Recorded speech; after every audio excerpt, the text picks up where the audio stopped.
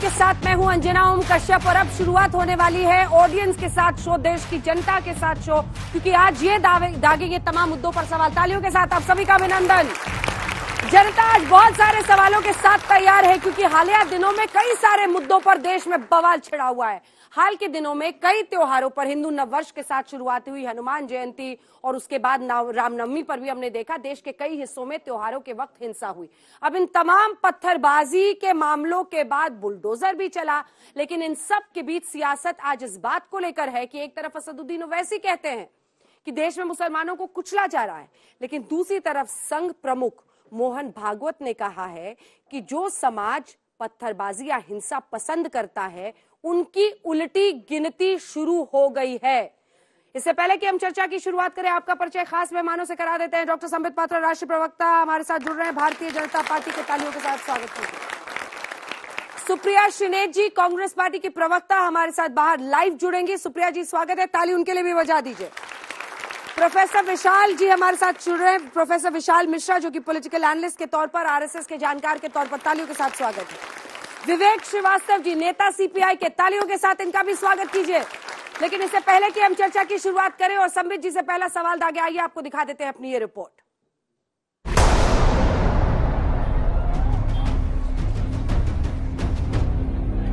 रामनवमी पर धार्मिक रण, हनुमान जयंती पर मजहबी हिंसा, धर्म पर धुआंधार है, कभी कोई मुद्दा तो कभी कोई मसला, हिंसा का खुला खेल हो रहा है। राजस्थान के करौली से लेकर मध्य प्रदेश के खरगोन तक और गुजरात के खंभात से लेकर दिल्ली के जहांगीरपुरी तक धर्म के नाम पर हिंसा का दायरा इतना बढ़ा कि चिंता बढ़ी, बेचैनी बढ़ी। इस चिंता से आरएसएस प्रमुख मोहन भागवत भी अछूते नहीं रहे। भागवत ने दो टूक कहा कि हिंसा से किसी का भला नहीं हो सकता, हिंसा में यकीन रखने वालों का अंत तय है। हमारी बातें गलत है, किसी दूसरे का विरोध करने वाली है, दुनिया में अशांति हिंसा लाने वाली है, तो फिर हमारे लिए समय मर्यादित है। अब उसके दिन लग गए, आखिरी छटपटाहट हिंसा की तरफ, असद्भावना की तरफ। मोहन भागवत ने इशारों में चेतावनी दी, न घटना का जिक्र किया और न ही किसी संगठन या जमात का नाम लिया, लेकिन यह समझना ज्यादा मुश्किल नहीं कि हिंसा के विरोध का संदेश किस संदर्भ में था। हिंसा का कोई स्थान भारत में नहीं है। भारत के अंदर जो लोग हिंसा करते हैं, हिंसा की सोचते हैं, उनके दिन लद गए हैं। और ये बात मानकर चलना चाहिए कि भारत जैसे सभ्य समाज में हिंसा का कोई स्थान नहीं। अच्छी बात है, मैं मोहनराव भागवत जी का खास अभिनंदन करता हूँ। उसने एक ऐसे विचार को आगे लाया है जिसमें देश में, पूरे देश में बहस होनी चाहिए। हिंसा को लेकर एक ओर है मोहन भागवत की चिंता, तो दूसरी ओर है जामा मस्जिद के शाही इमाम की तकरीर। अलविदा की नमाज के दौरान उन्होंने क्या कहा, ये सुनिए। यही मध्य प्रदेश में हुआ, राजस्थान में फसाद हुए, और ये फसादात तो हम 70-73 साल हो गए इनको बर्दाश्त करते हुए। जियो और जीने दो, भारत की संस्कृति भी है, संस्कार भी है और संकल्प भी है। और भारत इसी संस्कृति, इसी संस्कार और इसी संकल्प से सशक्त हुआ है। और जो देश भी इस सिद्धांत से दूर हुए हैं, अलग हुए हैं, उन देशों की हालत आप देख सकते हैं। इसलिए जो संघ प्रमुख मोहन भागवत जी ने कहा है, वो भारत की संस्कृति और भारत के संस्कार और संकल्प को उन्होंने फिर से एक बार लोगों को याद कराया है। पर्व त्योहारों पर हो रही हिंसा को लेकर जबरदस्त सियासत भी हो रही है। असदुद्दीन ओवैसी कह रहे हैं कि रमजान के महीने में मुसलमानों को दबाया जा रहा है। ये मुल्क में एक माहौल जो बनाया जा रहा है ना, वो ये माहौल ये है कि मुसलमानों के खिलाफ नफरत पैदा की जाए, मुसलमानों के खिलाफ ये बावर किया जाए हमारे हिंदू भाइयों और बहनों को कि मुसलमानों से खतरा है आपको, इस्लाम से खतरा है आपको, अजान से खतरा है आपको, हिजाब से खतरा है आपको, गोश्त से खतरा है आपको, मुसलमानों के वजूद से आपको खतरा है। असदुद्दीन ओवैसी की राजनीति समझ में आती है, क्योंकि मुसलमान वोट ही उनका वजूद है। लेकिन आरएसएस प्रमुख मोहन भागवत और जामा मस्जिद के शाही इमाम की चिंताएं कई सवाल खड़े करती है। सबसे बड़ा सवाल ये कि त्योहारों पर हो रही हिंसा का जिम्मेदार कौन है। आज तक ब्यूरो। चलिए धर्म युद्ध में चर्चा की शुरुआत करते हैं। संबित जी, पहला सवाल आप ही से। मोहन भागवत जी जब ये कहते हैं कि जो हिंसा प्रिय समाज है उसकी उलटी गिनती शुरू हो गई है, तो ये हिंसा प्रिय समाज कौन है, क्या है? देखिए अंजना जी, सबसे पहली बात तो है, मुझे एक बात जरा समझाइए आप लोग सब मिलके। ये तो स्वागत योग्य विषय है। अगर माननीय मोहन भागवत जी कहते हैं कि जो लोग हिंसा करते हैं या जिस समाज के लोग हिंसा करते हैं, अगर उनकी उल्टी गिनती शुरू हो गई है तो ये अच्छी बात है। अगर नहीं कहते तो आप लोग बोलते उल्टी गिनती कब शुरू होगी। और जहां तक ये विषय है कि ये हिंसा प्रिय लोग कौन है, मुझे आप इतना समझाइए कि आखिरकार ये समझ क्यों है, लोगों के मन में ऐसा क्यों लगता है कि सारे पत्थरबाज मतलब मुसलमान, हिंसा प्रिय मतलब मुसलमान। कहीं ना कहीं कोई गड़बड़ तो है ना। अगर सबको ऐसा लग रहा है कि मैं हिंसा प्रिय कहते ही आपको लगता है कि मैं मुस्लिमों की तरफ उंगली उठा रहा हूं, पत्थरबाज कहते ही मैं मुसलमानों की तरफ उंगली उठा रहा हूं, मैं पत्थरबाजों का अंजाम ठीक नहीं होगा, अगर माननीय मोहन भागवत जी ये कहते हैं और सारे विपक्ष के लोग हम पर कूद पड़ते हैं, तो कहीं ना कहीं विपक्ष से पूछना चाहिए कि विपक्ष की मानसिकता खराब है। पत्थरबाज मतलब मुसलमान है क्या? नहीं काम चलेगा, उत्तर देना पड़ेगा। ये नैरेटिव तो संबित भाई आप लोगों ने बनाया है। अच्छा, एक तो आप ही मुसलमानों को मजबूर करते हैं पत्थरबाज बनने पर। ओहो, हमने मजबूर किया है पत्थरबाज, मुसलमान पत्थरबाज है ये एक्सेप्ट कर लिया, और हमने मजबूर किया है पत्थर फेंकने के लिए। मतलब ऐसा नैरेटिव पूरे विश्व में, अरे पूरे विश्व में ऐसा नैरेटिव कर रहे हैं। नहीं भाई साहब, एक सेकंड, अभी भी मेरा टर्न था, मैंने अपने टर्न में से 10 सेकंड आपको दिया और आप 10 सेकंड में खुद ब खुद एक्सपोज हो गए। मैंने इनसे पूछा कि क्या मुसलमान पत्थरबाज है क्या, तो इन्होंने कहा हो ऐसा है। नहीं, मैं बता रहा हूं क्या बोला इन्होंने बोला हो ऐसा है कि मुसलमान तो पत्थरबाज है, इसमें कोई शक नहीं है, किंतु आप लोगों ने बाध्य किया है उसे पत्थरबाज बनने के लिए। अंजना जी, हो हा हो गया। अब मैं सीरियस नोट पे कहता हूं, ये जो विक्टिम कार्ड होता है ना कि हमें नौकरी नहीं मिली तो हम पत्थरबाजी करेंगे, हमारे ऊपर किसी का घर तोड़ोगे तो हम वो अपना बचाव करेगा। अच्छा, एक सर जबरदस्ती बुलडोजर लाओगे तो अपना बचाव करने का अधिकार है। कंप्लीट कर, उसकी रोजी रोटी पे लात मारोगे गरीब की तो अपना बचाव करना। अच्छा, वो 20 सेकंड में कंप्लीट कर रहे हैं, आप ही की बारी अगली है। सुप्रिया जी जुड़ती हैं तो बताइए। 20 सेकंड में कंप्लीट करता हूं।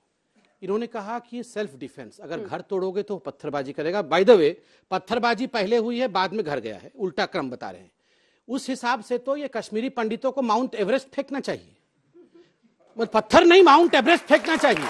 कश्मीरी पंडितों के साथ 4.5 लाख कश्मीरी पंडितों के साथ जो हुआ है, एक कश्मीरी पंडित मुझे दिखा दीजिए जिसने पत्थर उठाया। अभी आपने कहा कि पहले पत्थरबाजी हुई फिर बुलडोजर चला, उसी का बदला ले रहे थे आप? नहीं, बिल्कुल नहीं।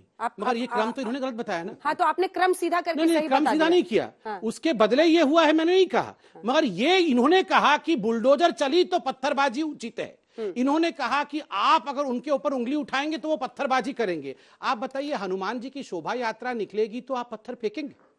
मतलब हनुमान जी आप कोट अनकोट कहना नहीं चाहिए मुझे, मगर आजकल ये नैरेटिव है, कोट अनकोट अगर गलती से हनुमान जी मुस्लिम इलाके में चले गए तो हम पत्थरबाजी करेंगे। ये कैसा गलत नैरेटिव है? हर चीज में सही है, हर चीज में हिंदू बता दे रहा मुसलमान। ठीक है, अब जवाब से। हिंदू मुसलमानों को वेलकम नहीं कर सकते, मुसलमान हिंदू को वेलकम नहीं करेंगे। ये नैरेटिव हमें खत्म करना पड़ेगा अगर भारत को आपको सशक्त बनाना है। यहां पे दोनों समुदाय हैं, देश सबका है, ये पहली चीज। दूसरी चीज, किसी भी सिविलाइज्ड डेमोक्रेसी के अंदर अगर आपकी माइनॉरिटी कंफर्टेबल नहीं है तो आप अनसिविलाइज्ड हैं। हमारी हिंदू माइनॉरिटीज पाकिस्तान में कंफर्टेबल नहीं है। क्या हम चाहते हैं कि हिंदुस्तान भी उसी रास्ते पे जाए? नहीं। और जिस देश के अंदर मेजॉरिटी माइनॉरिटी से कंपटीशन करने लग जाए कि साहब उनका तो तुष्टीकरण हो रहा है, अरे उन्होंने तो त्राहिमाम कर दिया, अरे 70 साल से हिंदू परेशान हो गया, 80-85% हिंदू शक्तिशाली बैठा हुआ है, 90% position IAS, IPS, MP, MLA, clerk, यहां DDA में चले जाइए, ग्रेटर नोएडा अथॉरिटी में चले जाइए, traffic policeman, clerk, railway ticket collector, 90% से ज्यादा हिंदूज है, उसमें भी मेजॉरिटी अपर कास्ट हिंदूज की है। यह है एक सच्चाई। और आप जो है वो कन्वर्टेड दलित मुसलमान गरीब जो बस्तियों में फिलहाल रह रहे हैं, जिनके रहन सहन को आप जाकर के देखिए। सुप्रिया जी भी जुड़ गई हैं, एक साथ दिखाइए संबित जी और सुप्रिया जी को। सुप्रिया जी का एक रिएक्शन ले लेते हैं, आप लोग उनसे भी, सुप्रिया जी से भी सवाल पूछ सकते हैं। सुप्रिया जी, संघ प्रमुख ने कहा है कि जो हिंसा प्रिय समाज है उसकी उल्टी गिनती शुरू हो गई है, एक सख्त लॉ एंड ऑर्डर हम पालन कराते हैं, अगर कोई पत्थरबाजी करेगा तो उस पर बुलडोजर चलेगा, उसके खिलाफ कार्रवाई होगी, ये सरकार सुनिश्चित कर रही है। और क्या वही संदेश आप उस बयान में भी देखती? सुप्रिया जी।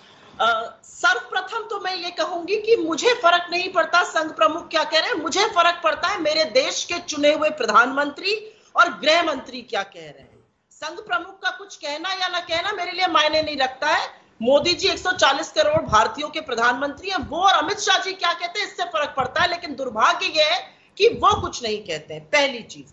दूसरी चीज, जो संघ प्रमुख ने कहा उस पर बिना टिप्पणी करे मैं उनकी इस बात को से सहमत हूं। जो हिंसा फैलाएगा वो इस देश के खिलाफ साजिश कर रहा है, और यही साजिश अयोध्या में 9 लोगों ने मिलकर रची। और ये हिंदू मुसलमान की बात नहीं है, जो भी इस देश में दंगे भड़काने की, धार्मिक उन्माद फैलाने की, हिंसा फैलाने की साजिश रचेगा वो उसकी जगह जेल में होनी चाहिए। आपको पता है अयोध्या में क्या हुआ? मैं अपने डिस्ट्रिक्ट महाराजगंज में हूं, बहुत ही कम दूरी पर 150 किलोमीटर से दूर पर यहाँ पे अयोध्या है। अयोध्या में 9 लड़कों को लगा कि साजिश रचनी चाहिए, तो उन्होंने मंदिरों के बाहर मीट फेंका। और मैं स्वागत करती हूँ योगी आदित्यनाथ की सरकार और पुलिस का कि उन्होंने उन लड़कों को गिरफ्तार करके जेल में डाला है, और जरूरी है ऐसे लोगों का जेल में डालना। वो लड़के कौन थे? उनका नाम था महेश मिश्रा, प्रत्युष श्रीवास्तव, दीपक गौड़, ब्रजेश पांडे, शत्रुघ्न प्रजापति। इन लड़कों ने मीट फेंका, धार्मिक किताबें फेंकी, बड़े उन्माद और हिंसा भड़काने वाले भड़काऊ पोस्टर लगाए हिंदू मुस्लिम विवाद कराने के लिए। मैं स्वागत करती हूँ इस बात का कि उनको जेल देनी पड़ी, और वैसे ही अगर कोई पत्थर फेंकता तो उसकी भी जगह जेल में। मैं फिर से एक बात कहूंगी अंजना जी, आपके शो में मैं शामिल नहीं हो सकी क्योंकि मैं बाहर हूँ दिल्ली से, लेकिन मैं एक बात जरूर कहूंगी। आपने जब अपना ओपनिंग दिखाया था और मैं थोड़ी देर से ज्वाइन कर पाई, मुझे बहुत सारे वहां यंग बच्चे दिख रहे हैं, और ये यंग बच्चे एक ही सवाल पूछना चाहते हैं कि माँ बाप ने हमें पढ़ा दिया, हमने मेहनत कश करके पढ़ाई करी है, दिन रात एक करके पढ़ाई करी है, हमारी नौकरियां कहाँ हैं? ये बच्चे पूछना चाहते हैं महंगाई क्यों है? हमारे जिले में 4 घंटे बिजली आ रही है, क्यों सिर्फ 4 घंटे बिजली आ रही है? क्यों सबको डीजल इन्वर्टर इस तरह से काम चलाना पड़ा, और जिनके पास नहीं है वो इस भीषण गर्मी में, तपती गर्मी में बिना बिजली के रह रहे हैं? ये सवाल पूछना चाहती है जनता। जनता चाहती है नौकरी की बात हो, महंगाई की बात हो, पेट्रोल डीजल की बात हो। लेकिन जब बच्चे ये सवाल पूछना चाहते हैं, एक मिनट, जब बच्चे ये सवाल पूछना चाहते हैं तो देश के चुने हुए प्रधानमंत्री ठीकरा राज्यों पर फोड़ देते हैं। तो प्रधानमंत्री महोदय को और भाजपा को क्यों सत्ता में बिठाया गया है? ठीक है, समझ जी जवाब दीजिए, फिर उसके बाद मिश्रा जी का कमेंट लेकर आप लोगों के सवाल लेंगे। देखिए, मैं बड़े ध्यान से अभी अपनी बहन को कांग्रेस पार्टी से सुन रहा था, उन्होंने सब कुछ स्वागत ही किया है। इन्होंने स्वागत किया संघ प्रमुख जी का कि बिल्कुल जेल भेजना चाहिए जो लोग पत्थरबाजी करते हैं, और सबसे बड़ी बात है, मैं भी स्वागत करता हूं कि इन्होंने योगी आदित्यनाथ जी का स्वागत किया, स्वागत योग्य है। दूसरी बात, मुझे एक बात आश्चर्य लगता है, मिश्रा था, गौड़ था, उसका नाम उपाध्याय था, ये तो नाम फटाफट कांग्रेस वालों को याद रखते हैं। ये मोहम्मद अली सलीम कभी आपने सुना है? पत्थरबाज कभी आपने सुना है कि कागज में ऐसे लिख के कांग्रेस के प्रवक्ता रहा? पता है कौन फेंक रहा था पत्थर? उसका नाम मोहम्मद था, उसका नाम अली था, उसका नाम सलीम था? नहीं। जैसे उपाध्याय, मिश्रा और गौड़ किसी कोने में पकड़े, मिश्रा, उपाध्याय, गौड़ पकड़े गए, वैसे योगी आदित्यनाथ जी ने मिश्रा, उपाध्याय और गौड़ को भी नहीं छोड़ा ना, जेल भेज दिया। तीसरी बात, इन्होंने कहा कि मुझे कोई फर्क नहीं पड़ता है कि संघ प्रमुख क्या बोलते हैं। सबसे ज्यादा संघ प्रमुख जी का नाम, सबसे ज्यादा आरएसएस का नाम जितनी बार हम लोगों ने नहीं लिया होगा, विदेश और देश में घूम घूम के राहुल गांधी ने लिया है। संघ इज इक्वल टू बोको हराम, संघ इज इक्वल टू ISIS, संघ इज इक्वल टू आतंकवाद। संघ से जितना खतरा है उतना मुस्लिम इस्लामिस्ट आतंकवादी संगठनों से खतरा नहीं है। ये सब किसने कहा था? अगर आपको कोई फर्क नहीं पड़ता है तो घूम घूम के राहुल गांधी को इस प्रकार का प्रचार करने की क्या आवश्यकता है? और सही बात है, जहां तक महंगाई इत्यादि का विषय है, जनता सवाल पूछना चाहती है, और जनता इन्हीं सवालों के आधार पर वोटिंग भी करती है। कोई बहुत बड़ा समय नहीं बीता है, अभी 3 महीने पहले ही चुनाव हुए हैं, नतीजे आए हैं 5 राज्यों के, और जनता ने क्या दिखाया है कांग्रेस पार्टी को? ये दिखाया है। चलिए जल्दी से सुप्रिया जी छोटा सा जवाब प्लीज, क्योंकि मुझे अन्य मेहमानों और यहाँ भी सवाल लेने हैं। मैं हतप्रभ हूं कि जनता को इस तरह से आप लोग जनता की तौहीन करेंगे। जनता ने वोट देके जिताया है तो आपको अपने आप को लूटने का लाइसेंस नहीं दिया है। जनता ने यह सोच के नहीं जिता दिया था कि लगातार 10 रुपया पेट्रोल और डीजल बढ़ा दीजिएगा और पिछले 8 सालों में आटे का दाम तिगुना कर दीजिएगा। जनता ने यह सोचकर नहीं जिताया था कि जब बच्चे नौकरी मांगेंगे तो आप कहिएगा पकौड़ा तल लो, और मैं लहसुन प्याज नहीं खाता हूं तो लहसुन प्याज का दाम बढ़ता जाए। जनता ने ये सोच के नहीं जिताया था कि जब बच्चों की नौकरी का सवाल आएगा तो आर्मी में सिलेक्शन ना होने पर और वहां भर्तियां ना होने पर एक लड़का खुदकुशी कर लेगा, जो आज समझ गया। 30 सेकंड में अपनी एक बात खत्म कर देती हूँ, 1 मिनट अंजना जी। मैंने अपना वक्तव्य शुरू करने से पहले कहा था कि जो भी व्यक्ति इस देश में हिंसा भड़काने की बात करता है उसकी जगह जेल में है। और इसीलिए मेरा मानना है, चाहे वो बजरंग मुनि हो, चाहे वो नित्यानंद हो, चाहे वो कालीचरण हो, इन सब की जगह जेल में है, क्योंकि वो इस देश की आत्मा महात्मा गांधी को गाली देते हैं। और मैं एक बात और कहना चाहती हूँ, बजरंग दल के लोगों ने कह रहे हैं कि आप मोहम्मद अंसार, मोहम्मद अकरम, कई ऐसे आरोपी जो हैं जहांगीरपुरी के, उनका नाम नहीं ले रहे। ये बड़ी विडंबना है कि जब मैंने ओपनिंग वक्तव्य में कहा कि अगर पत्थरबाजी वहां लोग कर रहे हैं तो वो भी उतने जिम्मेदार है। कौन सी हिंदी है जो नहीं समझ पाए, मुझे नहीं पता। जल्दी पूरी कीजिए। मैं 10 सेकंड में एक बात कहती हूँ, बीएचपी के लोग खुलेआम दिल्ली पुलिस को भड़काते हैं। बजरंग दल का महेंद्र नगर में बैठकर नेता कहता है मारो या मार डालो, आर्म्स उठाने की बात करते हैं। आप मुझे सिर्फ एक बात बता दीजिए, पिछले 8 साल में, और मैं हिंदू हूं और मैं सनातन धर्म में विश्वास करती हूँ, रोज पूजा करती हूँ, मैं ये जानना चाहती हूँ, बीच में मत बोलिए प्लीज, थोड़ी तो सिविलिटी दिखाइए। मैं सिर्फ ये जानना चाहती हूँ कि पिछले 8 साल में ही देश का हिंदू क्यों खतरे में आ गया? हिंदू खतरे में इसलिए क्योंकि नौकरी नहीं है, और हिंदू खतरे में इसलिए क्योंकि महंगाई है। इसलिए खतरे में आ गया हिंदू देश में पिछले 8 सालों में। देखिए 8 ही साल से खतरे में आया, पहले कभी खतरे में नहीं आया। सुनिए सुप्रिया जी। हाँ, हिंदू भाव को जब जब भूले तब तब आई विपदा महान। भाई छूटे, धरती छूटी, और छूटे संस्थान और संस्कार। जब जब हिंदू कमजोर हुआ है तब तब हिंदू टूटा है। आज जितनी भी जगह आप ये दंगे देख रहे हैं ना, ये जितनी भी हिंसा देख रहे हैं ना, इसका कारण क्या है कि हिंदू कमजोर हुआ है। जो हमारी हिंदुत्व की भावना है, नहीं सुनिएगा बात, कमजोर हो गया, सुनिएगा पहली बात। हिंदू को चित्रा जी, अंजना जी, बार बार हिंदू को लेकर अफवाह फैलाई जाती है। हिंदुत्व को लेकर ये कांग्रेस के नेता बयान देते रहते हैं। ये कोई जाति नहीं है, कोई पंथ नहीं है, ये कोई संप्रदाय नहीं है अंजना जी, ये हिंदुस्तान की राष्ट्रीयता है। अरे कहाँ कमजोर है हिंदू? सुन लीजिएगा, कहाँ हो गया, क्या दिक्कत हो गई, कहाँ खतरे में आ गया? भ्रम फैलाया जाता है। वही तो मैं कह रही हूँ कि आप भ्रम फैला रहे हैं। हिंदू मुस्लिम एकता, मैं भी यही कह रही हूँ कि आप भ्रम फैला रहे हैं। अंजना जी, जब अलग है ही नहीं है तो नाम तो याद नहीं रहता आपको। चले हिंदुत्व को खतरे में बता दें, हमारे सारे पहले अपना नाम रिवाइज कर लीजिए। चलिए कुछ सवाल लेते हैं, मुस्लिम हमारे सवाल लेते हैं, लेकिन इससे पहले अपने दर्शकों को जरा दिखाते हैं 9 राज्य। 1 सेकेंड, जब मैं बोल रही हूँ तो थोड़ा रुक जाइए, आप थोड़ा सा प्लीज डिबेट में डिकोरम रखिए। 9 राज्य, 10 जगह पर दंगा। चलिए वो मैप अपने दर्शकों को दिखाते हैं। ये देखिए, अब आपको दिखा रहे हैं किस राज्य में कहां पर दंगा हुआ। 1 अप्रैल करौली जहां शुरुआत हुई थी हिंदू नव वर्ष पर, उस वक्त हिंसा हुई थी। उसके बाद देखिए 10 अप्रैल शिवपुर पश्चिम बंगाल, रामनवमी के जुलूस के दौरान यहां पर हिंसा हुई थी। तीसरी जगह दिखाइए। 9 राज्यों में 10 दंगे के ऐसे। खरगोन की आप मध्य प्रदेश में देख रहे हैं, यहां पर भी रामनवमी पर पत्थरबाजी के बाद हिंसा हुई थी। लोहरदगा झारखंड, रामनवमी के जुलूस के दौरान हिंसा हुई थी। अगला देखिए, 10 अप्रैल खंभात गुजरात, यहां पर हिंसा हुई थी। 10 अप्रैल को जेएनयू दिल्ली में रामनवमी पर नॉनवेज को लेकर बवाल मचा था, उसकी भी तस्वीरें आपने देखी होंगी। 16 अप्रैल जहांगीरपुरी दिल्ली, जहां पर हनुमान जयंती जुलूस के दौरान यह हंगामा हुआ था। 16 अप्रैल भगवानपुर उत्तराखंड, हनुमान जयंती जुलूस के दौरान हिंसा हुआ था। ऐसा ही कुल 10 जगहों पर यह हिंसा हुई है। 16 अप्रैल कुर्नूल में भी आप देख रहे हैं कि कुर्नूल में किस तरह आंध्र प्रदेश में हिंसा हुई थी। और उसके बाद 17 अप्रैल को हुबली कर्नाटक। आप पूछिए सवाल। मेरा सवाल सुप्रिया जी से है। जैसा उन्होंने बोला कि पेट्रोल की प्राइसेस बढ़ सुप्रिया रही जी को दिखा दीजिए। हाँ, जैसे उन्होंने बोला कि पेट्रोल की प्राइसेस बढ़ रही हैं, तो पेट्रोल बाहर से आता है, सेंटर उस पर टैक्स लगाती है और उसके बाद स्टेट उस पर टैक्स लगाती है। तो बीजेपी धीरे धीरे करके सेंटर भी अपने टैक्स घटा रही है और बीजेपी रूलिंग स्टेट्स भी अपने टैक्स घटा रही है। तो नॉन बीजेपी रूलिंग जो स्टेट्स हैं वो अपने टैक्स क्यों नहीं घटा रही है सर? और आप लोग बोल रहे हैं महंगाई बढ़ रही है, पेट्रोल की। सुप्रिया जी, ये सवाल आपसे पूछ रहे हैं ये युवा, आप क्या करते हैं? मैं इंजीनियरिंग का छात्र हूँ, बीटेक 3rd ईयर।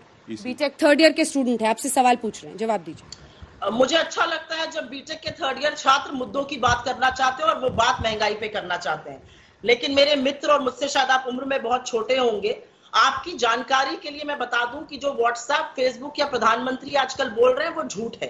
68% टैक्स जो क्रूड ऑयल के आने के बाद पेट्रोलियम प्रोडक्ट्स पे लगता है, 68% टैक्स सेंट्रल गवर्नमेंट रखती है। मैं बीच में मत बोलिए प्लीज, थोड़ी सी सिविलिटी दिखाइए, दूर हूँ आपको बैठे हुए, वहां पर जवाब दीजिए 20 सेकंड वेस्ट कर दिया आपने। 68% टैक्स ये सब उसको पता है, ये सब उसको पता है। आप बीटेक स्टूडेंट को क्यों अंडरमाइन कर रही हैं? वो पूछ रहे मैडम आपसे, कांग्रेस शासित राज्यों में वैट क्यों नहीं घटा रहे, ये सवाल था। अंजना जी मैं थोड़ा सा आगे बोलने का भी मौका दीजिए, थोड़ी इकोनॉमी की समझ रखती हूँ तो थोड़ा मुझे भी बोलने का मौका दे दीजिए। एड वलोरम टैक्स होता है वैट, और एड वलोरम का मतलब है टैक्स पे टैक्स लगता है। इसका क्या मतलब है? 3 चीजों पर डिपेंड होता है, डीलर कमीशन, डीलर प्राइस और एक्साइज ड्यूटी पर। इस सरकार ने लगातार स्पेशल, एडिशनल और सेस बढ़ाया है। वो एक्साइज बढ़ाई है जो राज्यों के साथ साझा नहीं होती है। 19 रुपए एक्साइज ड्यूटी पे बढ़ाए गए केंद्र सरकार ने। जब चुनाव चला तो 137 दिन दाम नहीं बढ़े, जब चुनाव खत्म हो गया तो 10 रुपए दाम बढ़ा दिए गए। ये किसके सर ठीकरा फोड़ा जा रहा है? दिक्कत की बात यह है कि लोगों को भ्रमित कर अंजना जी, आप मैं जवाब दे दूं, ये पूरा नहीं होगा, पूरा टेक्स्ट बुक पूरा पढ़ा जाएगा। ये ठीक है, आपको बीटेक स्टूडेंट 3rd ईयर का भ्रमित लग रहा है, ठीक है, आपका निष्कर्ष अच्छा है। जल्दी से इस पर छोटा सा जवाब संबित जी। अंजना जी, इतना लंबा मैंने सुना, छोटा सा क्यों बोलूं, थोड़ा सा बोल देता हूं, क्योंकि मैं चाह रही हूँ सवाल आए बच्चों। देखिए अंजना जी, मुझे कांग्रेस से तू मैं बिल्कुल नहीं करनी है। बहुत हो गया जद्दोजहद कांग्रेस के साथ। कांग्रेस बेचारी, अभी मैं प्रार्थना कर रहा हूँ प्रशांत किशोर जी आ जाए तो कम से कम 24 तक तो रहे, नहीं तो लड़ेंगे किससे हम। तो मुझे कांग्रेस से कोई लड़ाई नहीं करनी है, मैं मुद्दे पे रहता हूं। देखिए अंजना जी, देश में बहुत सारे मुद्दे हैं, पेट्रोल भी मुद्दा है, महंगाई भी मुद्दा है, और ये जो हिंदू मुसलमान पत्थरबाजी, ये भी एक मुद्दा है। ये संस्कारों का विषय है, सभी विषयों पर चर्चा होना चाहिए, खुल के चर्चा होनी चाहिए। मैं इतना कहना चाहता हूं, इस देश में एक माइंडसेट था, बहुत वर्षों से, 70 वर्षों से हमें कंडीशन किया गया था कि आप देखो, सेक्युलरिज्म मतलब ये माइनॉरिटी है, इनका सबसे पहला अधिकार है, और ये क्षेत्र किसी एक वर्ग का है, वहां आप प्रवेश मत करिए, वहां बिजली, मुझे माफ करिएगा, मैं दिल्ली में रहता हूं। एक सेकंड 70 साल में आपने क्या स्पेशल मुसलमानों को दिया, बताइए आप। देखिए, ये सारे पत्थरबाजी भी शुरू Supriya ji, wait for your turn please. अभी सिविलिटी सिखा रही थी, मैंने थोड़ा सा कहा कि मैं बोलूंगा, तो नहीं बोला था Supriya ji. I want civility. Supriya ji, मैंने किसी ने आपके बीच में नहीं बोला था, प्लीज सिविलिटी क्या, पानी आने जल्दी से पूरी। हाँ, सुन लीजिए, जल्दी से क्यों बोलूं, सुनिए, आज मुद्दे पे मैं बात कर रहा हूं। देखिए अंजना जी, इस देश में मुझे आश्चर्य होता है, ऐसे इलाके हैं दिल्ली के अंदर, यहां यंगस्टर्स से पूछ लीजिएगा, आप पूछ लीजिएगा इनसे, ऐसे इलाके हैं दिल्ली के अंदर जहां से आप बिजली का बिल तक कलेक्ट नहीं कर सकते, जहां आप जो कुछ करिए। अभी पकड़ाया ना ड्रग्स, 100 करोड़ का ड्रग पकड़ाया है शाहीन बाग से। क्यों पकड़ाया है? एक इकोसिस्टम है, जिस इकोसिस्टम के अंदर आज मुझे कहते हुए शर्म लग रहा है कि पुलिस तक को घुसने नहीं दिया जाता है। आप क्या चाहते हैं? देश में ड्रग्स आते कहां से हैं? एक सेकंड, देश में ड्रग्स आते कहां से हैं? मतलब जो नारकोटिक्स कंट्रोल ब्यूरो करता क्या है, और वो केंद्र के अंदर है। जब वो इस देश के हर शहर में, बंबई, बेंगलोर, पुणे, श्रीवास्तव जी, अरे फिर आपकी बारी में कौन बोलेगा? आपका जब नाम लूंगी तो कौन बोलेगा? कोई और बोलेगा? क्या तमाशा कर रहे हैं सर? प्लीज अपनी बारी नहीं, वहां पर लेकिन नाइजीरियंस बताए जा रहे हैं ना, अभी तक जितनी बात सामने आई है। अंजना जी, इन्होंने कहा देश में एनसीबी क्या कर रही है, ड्रग नारकोटिक कंट्रोल ब्यूरो क्या कर रही है, ड्रग वाले क्या कर रहे हैं। जैसे ही ड्रग वाला जाके कोई सलीम को हाय मुसलमान कहां से आ गए? सलीम कहां से आ गया? में पूना सलीम कहां से आ गया? सुन तो लीजिए, सुन लीजिए। मतलब इस देश की सारी ड्रग्स की समस्या के लिए सिर्फ मुसलमान जिम्मेदार और शाहीन बाग उसका अड्डा, ये इनका नैरेटिव है। किसी के बीच चिल्लाऊंगा नहीं, शांति से। ड्रग्स सर देश के अंदर आते कैसे?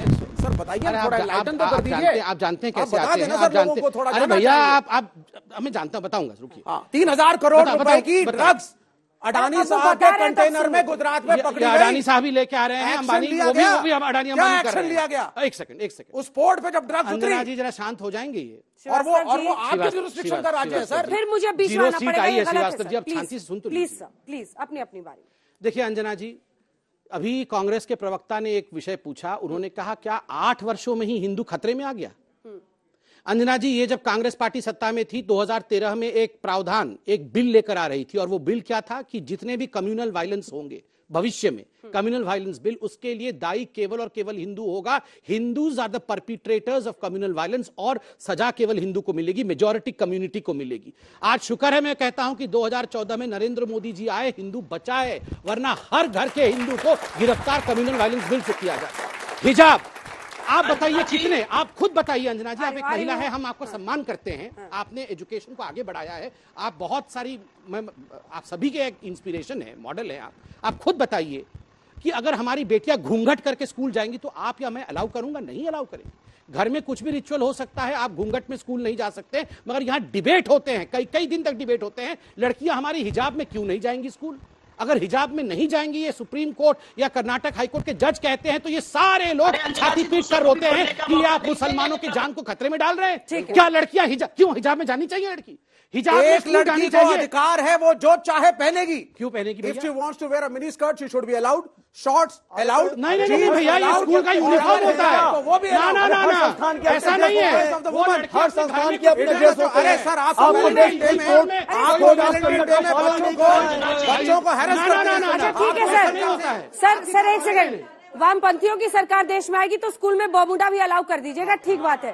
क्या बात कर रहे हैं सर आप? ये स्कूल की बात हो रही है ना, तो सुनिए। तो ये स्कूल की बात हो रही है, वो स्कूल बोल रहे हैं। ह्यूमन राइट्स की बात कर रहे हैं, स्कूल की बात आगे डिबेट चल लेंगे।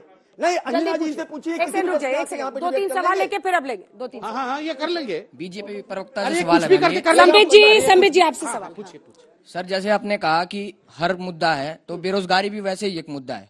मैं हरियाणा से आता हूँ, पिछले 7-8 साल से आपकी सरकार है वहाँ बेरोजगारी चरम पे है। पूरे देश में सब बेरोजगारी में हरियाणा सबसे ऊपर है। तो आप ये बताइए कि वहाँ बेरोजगारी कैसे कम करें? जवाब दीजिए संबित जी। देखिए अंजना जी, मैंने आपको कहा ना, ये हर कोई एक मुद्दा है और इसी कारण से इन विषयों पे चर्चा पार्लियामेंट में भी होती है। इन विषयों पे नो कॉन्फिडेंस मोशन तक कांग्रेस की सरकार और इनके जो विधायक और इनके जो सांसद थे वो लेके भी आए थे सदन में नो कॉन्फिडेंस मोशन। सरकार ने उसे फेस किया। ये विषय चर्चा के हैं, चर्चा होती रहती है और सही बात है। जितनी बहुत सारे तरीके रहे, एमएसएमई के माध्यम से, मुद्रा लोन के माध्यम से, सेल्फ एम्प्लॉयमेंट के माध्यम से रोजगार को बढ़ाया गया है, परसेंटेज में इजाफा हुआ है। मगर मैं ये कहना चाहता हूं, एक उदाहरण दे रहा हूं रोजगार के विषय में। कश्मीरी पंडितों का क्या गुनाह था? आप अरे भाई, रोजगार में कश्मीरी पंडित कहां से आ गए? क्यों नहीं आएंगे? क्यों नहीं आएंगे? ये तो अलग इशू है। आप इस टॉपिक में क्यों आगे डिबेट? एक सेकंड, पंडितों की बात भी करेंगे। ये डाइवर्ट करते हैं। सर, आपसे सवाल पूछेंगे तो आप जवाब दे दीजिएगा। आप लोग चारों गेस्ट हैं, किसी से भी सवाल पूछ सकते हैं। इनसे सवाल नहीं पूछते, गुस्सा मेरे पे निकालते हैं। मैंने कहा गुस्सा निकाला सर? तो आप बात नौकरी की करते हैं, आप बीच में क्यों बुलाते हैं? पंडितों की बात होगी। संबित जी, आप बात पूरी कीजिए। आपका ऑडियो जा रहा है, उनका नहीं जा रहा। ऑडियो नहीं जा रहा है। सुनिए, मन में बोलिए जल्दी से। देखिए अंजना जी, मैं आपको कश्मीरी पंडितों के विषय में इसलिए बोल रहा था क्योंकि ये एक विश्व में केस स्टडी है। अरे भैया, आपको अगर लास्ट में भगा दिया जाएगा, अपने जमीन के अंदर ही आप बेघर बन जाएंगे, रोजगार इत्यादि सबके विषय में बात करिएगा। आप जानते हैं जब कश्मीरी पंडितों को भगाया गया, एक पत्रकार, वो भी एक महिला पत्रकार थी, हम सम्मान करते हैं उनका, उन्होंने क्या कहा? उन्होंने ऐसे ही माइक पकड़ करके कहा था कि आप जानते हैं कश्मीरी पंडितों को क्यों भगाया गया? क्योंकि ये जो पंडित अपर क्लास पंडित है, इन्होंने ज्यादा नौकरी पे अपना दावा ठोक रखा था, ज्यादा नौकरी करते थे, इसलिए मुसलमानों ने इनको भगा दिया। उसे भी जस्टिफाई किया था। आप सोच के देखिए, इस देश में इस प्रकार के लोग। मैडम से है, सुप्रिया जी से। सुप्रिया जी को दिखाइए। सुप्रिया जी, आपसे सवाल है। इस बच्चे का आवाज आ रही है? आवाज आ रही है आपको? जी हाँ, पूछिए। मैम, आप अभी महंगाई की बात कर रही थी, तो आपके कांग्रेस शासित राज्यों में जो भी पेट्रोल डीजल की जीएसटी के अंदर लाने की समर्थन करती है कि नहीं? उस चीज का जीएसटी में आना चाहिए कि नहीं पेट्रोल डीजल? मैं इसका जवाब देती हूँ, लेकिन उसके पहले मैं एक बात जरूर कहना चाहती हूँ। यहाँ पर कुछ लड़कियां भी बैठी होंगी, शायद उसमें से उन्होंने किसमें जीत। आप लड़कियों के पहनावे पर वो अलग डिबेट है कि हिजाब होना चाहिए कि नहीं होना चाहिए, लेकिन लड़कियों के पहनावे पर आपके पूर्व मुख्यमंत्री रावत जी ने क्या कहा था और खट्टर जी ने क्या कहा? हिजाब होना चाहिए नहीं होना चाहिए, अलग डिबेट क्यों है? इसी में पूछिए ना सवाल इनसे। मत बोलिए, संबित जी प्लीज।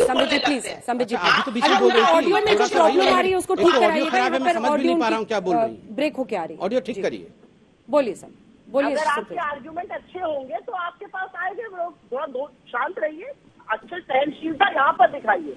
देश में तो नहीं दिखा रहे, थोड़ी सहिष्णुता मेरे डिबेट पर दिखाइए। इस डिबेट में सुनिए, सहनशीलता कांग्रेस के अंदर ही नहीं है। बेचारा प्रशांत किशोर नहीं क्या कहा खट्टर जी ने? अब बताइए। जो लड़कियां जीन पहनती उन्हीं का रेप क्यों होता है?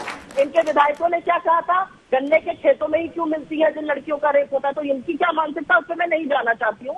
सवाल हरियाणा के नौजवान ने बेरोजगारी पर पूछा था, ले गए। आपके छत्तीसगढ़ के नेता बोलते थे छोटा रेप बीच में मत बोलिए। अरे देखिए, अब आपसे भी महंगाई पे सवाल पूछा जा रहा है, आप कहीं और ले जा रही हैं डिबेट को। बच्चे ने सीधा पूछा, क्या पेट्रोल डीजल को जीएसटी में लाने का कांग्रेस पार्टी समर्थन करती है? मैं उसका थोड़ा तथ्य भी बता देती हूँ। जब 2018 में लपक के जीएसटी लाया जा रहा था, तो हम लोगों ने बार बार कहा था कि पेट्रोलियम प्रोडक्ट को लाइए, लेकिन तब नहीं लाया गया। और आज ये आलम है कि पेट्रोल डीजल आपे से बाहर हो गया है। हम लोगों ने तब भी समर्थन किया था, आज भी करते हैं। और ये सच है कि जीएसटी काउंसिल की 17 स्टेट में भाजपा की सरकार है, 2/3 बहुमत है जीएसटी काउंसिल के पास। जिस दिन चाहे उस दिन जीएसटी में ला सकते हैं पेट्रोल और डीजल को, लेकिन नहीं लाएंगे, क्योंकि अगर ले आए तो ठीकरा दूसरे के सर कैसे फोड़ेंगे। और अंजना जी 5 सेकंड में एक बात कहकर, और ये तथ्यात्मक बात है, चेक कर लीजिएगा, जीएसटी काउंसिल बहुत कवर किया है। बेरोजगारी राज्य जिम्मेदार, दवाइयां कम है राज्य जिम्मेदार, महंगाई राज्य जिम्मेदार, कोरोना राज्य जिम्मेदार। मैं 5 सेकंड एक सवाल पूछूं? चीज के लिए इसकी किल्लत, बिजली की किल्लत राज्य जिम्मेदार। तो केंद्र सरकार कौन से खाली ताली, कौन सा झुंझुना बजाने आई है? इतना सब कुछ खराब हो रहा है तो ये लोग सड़क पे उतर के संघर्ष क्यों नहीं कर रहे हैं? ये राहुल गांधी विदेश क्यों चले गए हैं? नहीं, पूरा भारतवर्ष खत्म होने के कगार पे है, दोनों भाई बहन विदेश चले गए हैं। बताइए, अब ये स्ट्राइक भी हम लोग करें क्या? नहीं, देश की हालत इतनी खराब है। अब बताइए, आप ही चलिए स्ट्राइक करने चलते हैं। रुक जाइए प्लीज, सुप्रिया जी रुक जाइए। आप ही चलिए स्ट्राइक करेंगे। आपका बुलडोजर रोक तो दिया। सर मेरा सवाल आप तीनों से है। आपका बुलडोजर पूछिए। अरे जनता की तो सुनिए, अपना चेहरा खाली टीवी पे देख रहे हैं, इधर देखिए। सर मेरा सवाल आप तीनों से है। ये सवाल ये है कि मैं एक हिंदू हूँ, मुझे पता है कि मुझे आगे जाके करियर कैसे बनाना है, मुझे इसके बारे में टेंशन रहती है, फैमिली आगे इन सब चीजों के बारे में। तो अगर कोई मुसलमान है, कोई भी है, चाहे रोहिंग्या हो या कोई भी हो, तो क्या उनको नॉर्मल प्रॉब्लम्स नहीं होती? उन्हें हर वक्त ये टेररिस्ट या उस तरीके से क्यों घोषित कर देते? जब आप किसी एक के बारे में बोलते हैं, किसी एक ने किया होता है, तो आप उसके पूरी एक जाति को घसीट लेते हैं। ठीक है, बहुत अच्छा सवाल है। संबित जी को सेटिस्फाई करता है बेटे। हाँ, इनकी वोट बैंक की पॉलिटिक्स को वो चीज सूट करती है, इसलिए वोट मांगते हैं। अब ये उसका कारण है। संबित पात्रा जी चुप हो जाइए। आपका नाम बदल गया है? मेरा नाम संबित नहीं है। सर मेरा सवाल आपसे है। आपने बोला कि इतने सालों से मोदी सरकार ने क्या कर दिया मुसलमानों के लिए। उन्होंने 3 तलाक हटवाया, ये अब तक कांग्रेस क्यों नहीं कर पाई? ठीक है, ये उनका जवाब है। पहले वो जवाब देंगे, उसके बाद आप देंगे। सवाल उसका ये था कि अगर मुस्लिम्स में भी है तो कुछ लोग अपराधी हो सकते हैं ना, आप एक पूरे समाज को, एक धर्म को क्यों बदनाम कर रहे हैं? अंजना जी, किसने पूरे धर्म को बदनाम किया है? अंजना जी, मैं आज भी कहना चाहता हूँ कि देखिए, मोदी जी के जो हमारे पॉलिसीज हैं, जो योजनाएं हैं, उज्ज्वला योजना हो गया, उजाला योजना हो गया, सड़क बनाने की योजना हो गई, घर घर किस प्रकार से राशन पहुंचाने का कार्यक्रम हो गया, 80 करोड़ लोगों तक राशन पहुंच रहा है, वैक्सीनेशन का प्रोग्राम हो गया। इसमें सबसे बड़ा बेनिफिशियरी आप देखिएगा तो हिंदू भी है तो मुसलमान भी है। क्या किसी आधार पर बंटन किया गया कि ये मुसलमान है, ये रहीम है तो रहीम को नहीं देंगे, ये राम है तो राम को ही देंगे? राम को भी दिया गया, सलमा को भी दिया गया, रहीम को भी दिया गया, सबको दिया गया है। श्रीवास्तव जी की बारी है। श्रीवास्तव जी जवाब सुनिए। अभी आप महिलाओं के कपड़ों की, और यहाँ पर तो उनकी जिंदगियां बर्बाद हो रही थी जब इंस्टेंट ट्रिपल तलाक दिया जा रहा था।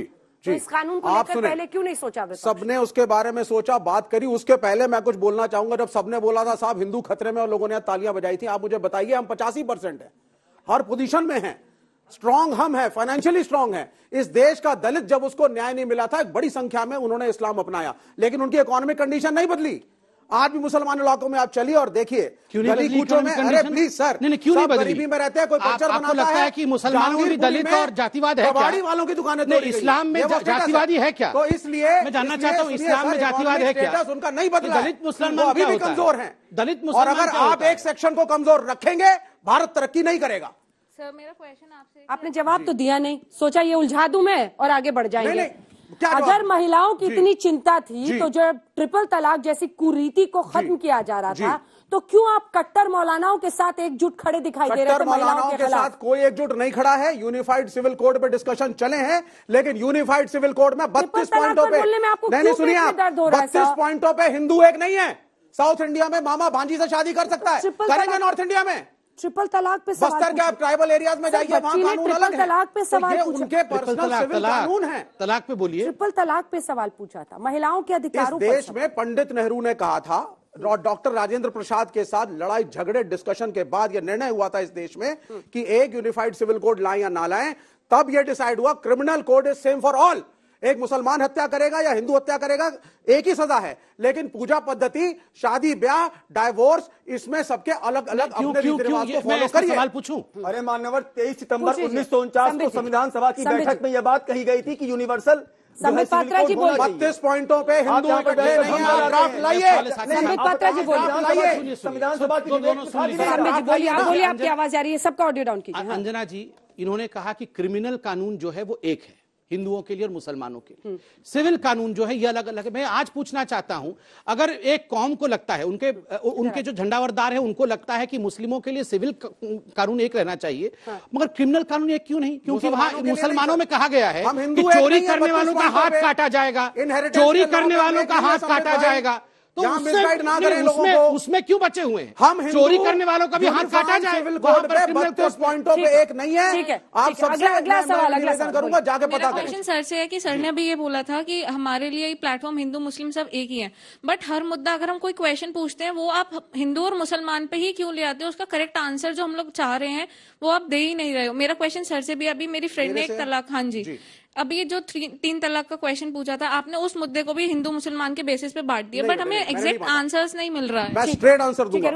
Yes sir. सर मेरा क्वेश्चन आपसे है कि आप इतना सारा जो अनाज है आप बांट रहे हो, आप 2-2, 3 बार बांट रहे हो, पर मेरा क्वेश्चन ये है कि सर आप जॉब्स किस तरीके से आप दिलाओगे? सर जो आपके गवर्नमेंट स्कूल्स है उसमें आपका किस तरीके से लेवल है एजुकेशन का, वो आप देख सकते हो। आप इतने सारे हर साल उनको यूनिफॉर्म्स तो बांट देते हो, शूज तो बांट देते हो, पर उनकी एजुकेशन की क्या हालत है? ठीक है, वो कुछ है। ये फ्री वाला तो खूब चल रहा है आजकल, लाभार्थी जो आपने कर दिया है, लेकिन उससे आप सशक्त नहीं बना रहे हैं।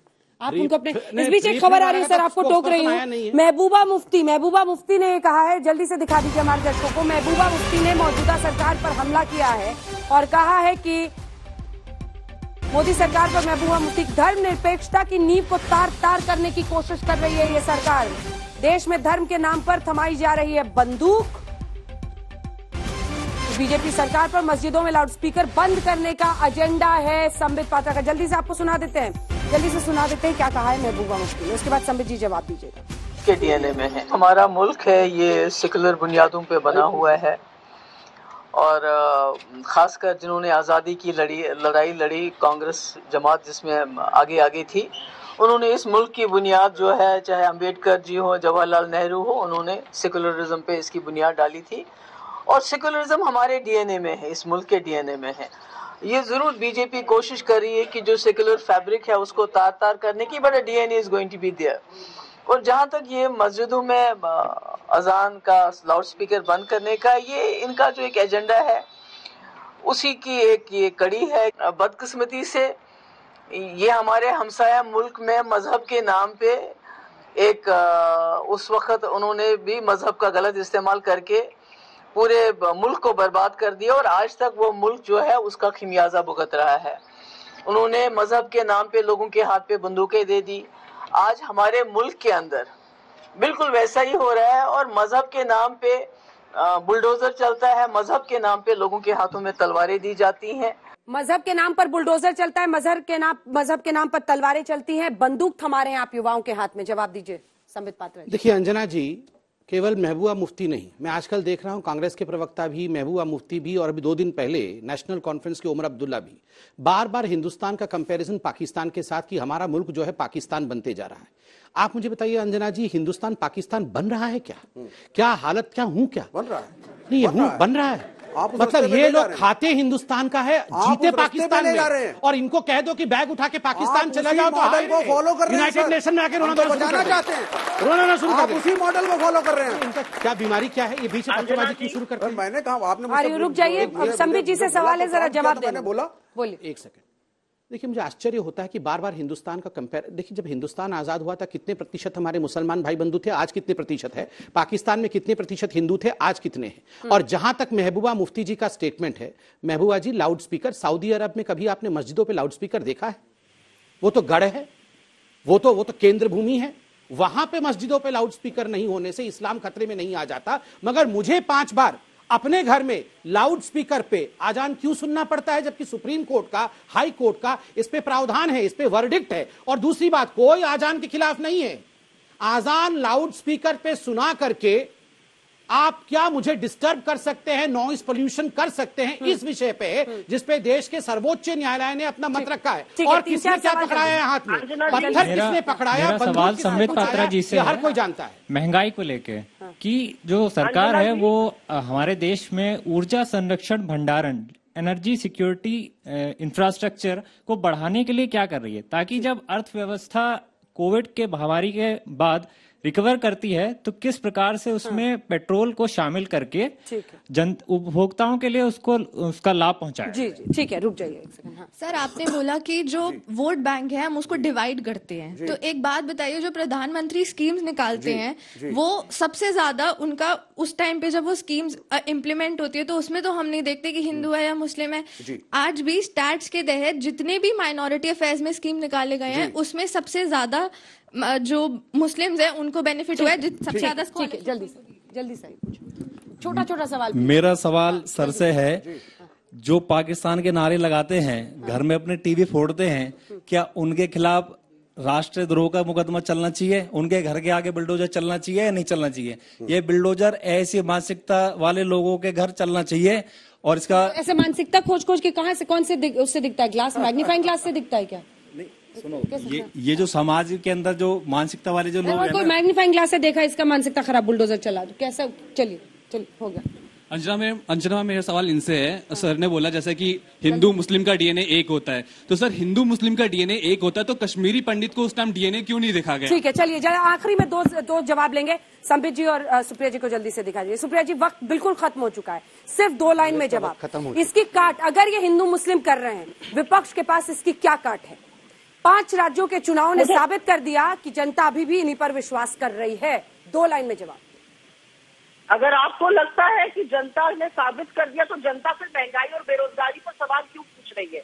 और 5 सेकंड में कहकर अपनी बात खत्म कर लेती हूँ। महबूबा मुफ्ती जी से जो सवाल आज स्टूडियो में बैठकर पूछ रहे थे, जब उनके साथ मिलकर सरकार बनाई थी जम्मू एंड कश्मीर में, तब ये सवाल उनसे क्यों नहीं पूछे? मेरी बारी है। महबूबा मुफ्ती के साथ सरकार बना ली, गलबैया कर ली। ठीक है, अब जवाब इसी का सुन रहे, इसी का जवाब नहीं पूछे गए। देखिए अंजना जी, सरकार बनाई सर आपने महबूबा मुफ्ती के साथ। अंजना जी, मैं एक और गंभीर रूप से 5 सेकंड में जवाब दे दूंगा। अंजना जी, हमारे एक भाई साहब ने, मैं उनका नाम नहीं जानता हूं, उन्होंने पूछा कि कुछ लोग टीवी फोड़ देते हैं और कुछ लोग पाकिस्तान जिंदाबाद के नारे लगाते हैं, क्या उनका घर बुलडोजर से तोड़ देना चाहिए? आपने सही कहा कि कोई मैग्नीफाइंग ग्लास से देखेंगे, क्योंकि वो जनता है, साधारण भाषा में उन्होंने बोला है। मगर अंजना जी, हम हकीकत से मुंह नहीं मोड़ सकते हैं। ऐसे लोग हैं इस देश में जो क्रिकेट मैच में पाकिस्तान के लिए चेयरअप कर, और देखिए बैठी ही हैं वैसे लोग, हमारे साथ ही बैठे, ज्यादा दूर जाने की जरूरत नहीं है, यही देखिए। मैं पाकिस्तान के लिए बोल रहा हूं, नाराजगी इनको हो रही है, मैं सिर्फ इतना बोल रहा हूं, वैसे लोग हैं और इस मानसिकता के खिलाफ लड़ने की आवश्यकता है। हाँ, बुलडोजर चढ़ाने की नहीं, लड़ने की आवश्यकता है। चलिए इसी के साथ खत्म करते हैं इस कार्यक्रम को। आप सभी का बहुत धन्यवाद, तालियों के साथ। जनता जिन्होंने पूछे हर मुद्दे पर सवाल। एक छोटे से ब्रेक के लिए आप देखते रहिए।